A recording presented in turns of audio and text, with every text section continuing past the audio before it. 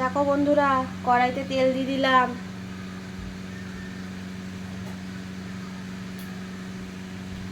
কড়াইটার দিকে কেউ তাকিও না, সবার বাড়িতে এরকম একটা দুটো কড়াই আছে। এটা ভাজাভুজি খুব ভালো হয়, তাই আমি এটাতেই করি। এবার আমি ডিমের পোচ করব। আজ আমার শরীরটা ভালো না, সকাল থেকে আমি কিচ্ছু করতে পারিনি। সব আজকে বাসি খাবার খাবো আমরা, তাই একটু গরম গরম ডিমের পোচ করে নিচ্ছি। দেখতে থাকো।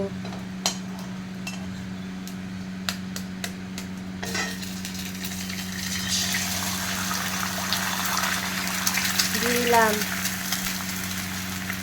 একটু নুন, দিয়ে দিলাম। আমরা এরকমভাবেই করি, কারা কীরকমভাবে করে আমি জানি না, আমরা এরকমভাবেই করি। ডিমটাকে একটু ঘাটিয়ে দেবো।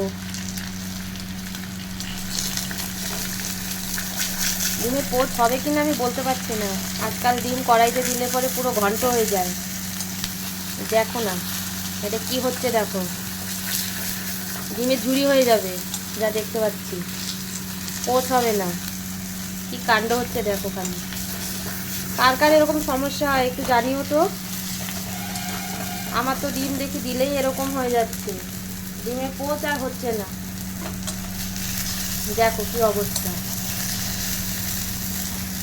ডিম কেন এরকম হয়, পোচ আর করতে পারি না। একটু জানিও কারো জানা থাকলে।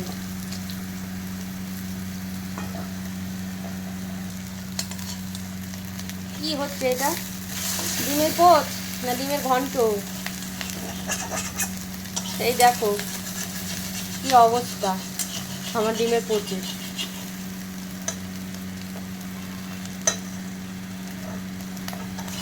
জানি না, আমার থেকেও হয়তো সবাই ভালো করতে পারো, আমিও মোটামুটি পারি, কিন্তু কোনোদিন এরকম হয় না। এখনই দেখছি ইদানিং ডিমের পোচ করতে গেলে এরকম হয়ে যাচ্ছে। এই সমস্যাটা কার কার হয় একটু জানিও, আমার তো হচ্ছে। কড়াতে আবার তেল দিয়ে নিলাম আর একটা ডিমের পোচের জন্য। দেখা যাক এটা কেমন হয়, দেখতে থাকো এই পোচটা কীরকম হয়।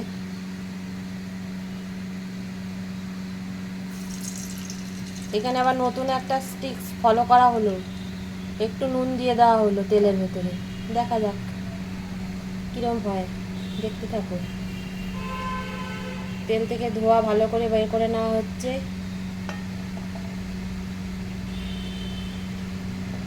এবার ডিম দেওয়া হবে। কড়াইটাকে ভালো করে ঘুরিয়ে নেওয়া হলো,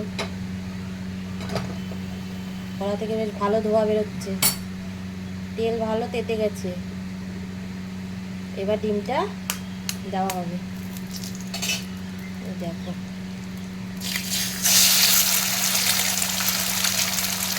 পড়ে গেল ডিম কড়াইতে।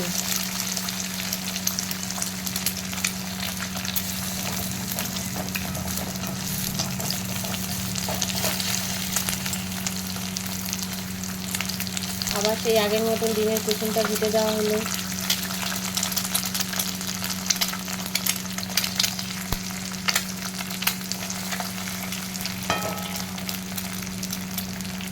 আবার নুন দিয়ে দেওয়া হলো,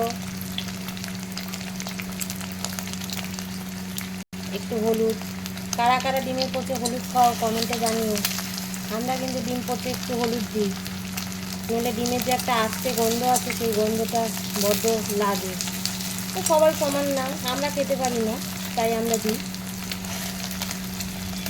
কারা কারা আমাদের এরকম ডিম পোচ খাও আমাদের মতন। এটা ডিম পোচ না, ডিমের মামলেট মতন হয়ে যাচ্ছে, কারণ কুসুমটা গোটা থাকলে সেটাকে ডিম পোচ বলে। আমরা একটু কুসুমটা ঘেটেই দিই,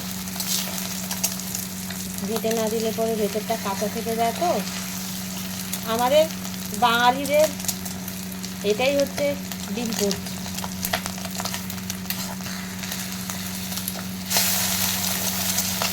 দেখো এটা একটু তাও হলো, একটু ভালো হলো। উল্টানো গেল সহজে। আগেরটা তো ঝুরি ভাজা হয়ে গেছে, আগেরটা ডিম পোচ হয়নি, ঝুরি ভাজা। খুব সুন্দর হয়েছে এই ডিম পোচটা, দেখো হয়ে গেল। এবার তুলে নেবো থালায়।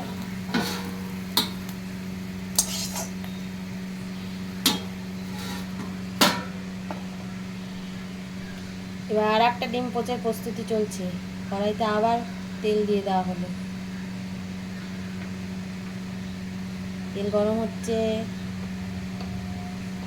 তেল গরম হচ্ছে।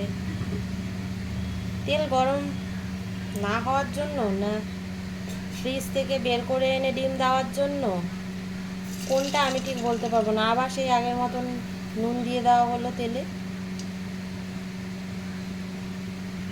এইবার দেখি ডিম পচে ডিমের কুসুমটা সমেতই করব, দেখি কেমন হয়।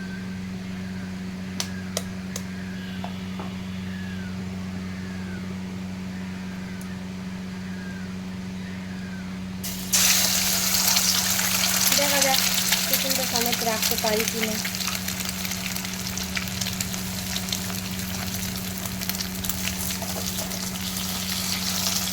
তিনজন খাবো আমরা, তিনটে ডিম পোচ, তিনজনের তিনটে ডিম পোচ।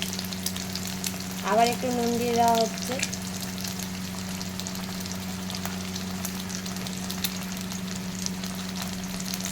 একটু হলুদ সামান্য,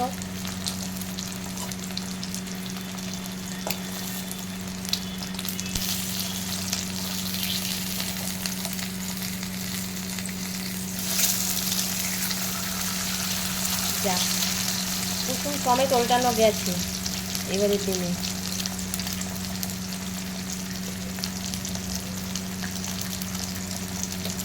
ডিম হচ্ছে, হতে থাকে।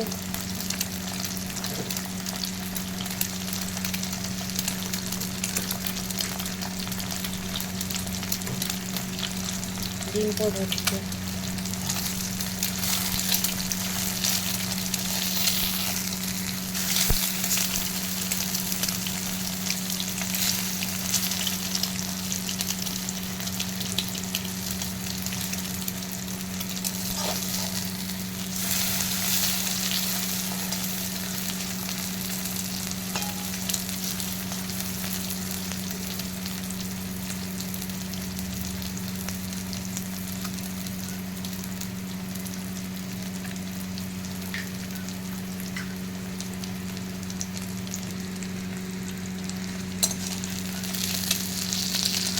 এটা দেখো কি সুন্দর হয়েছে,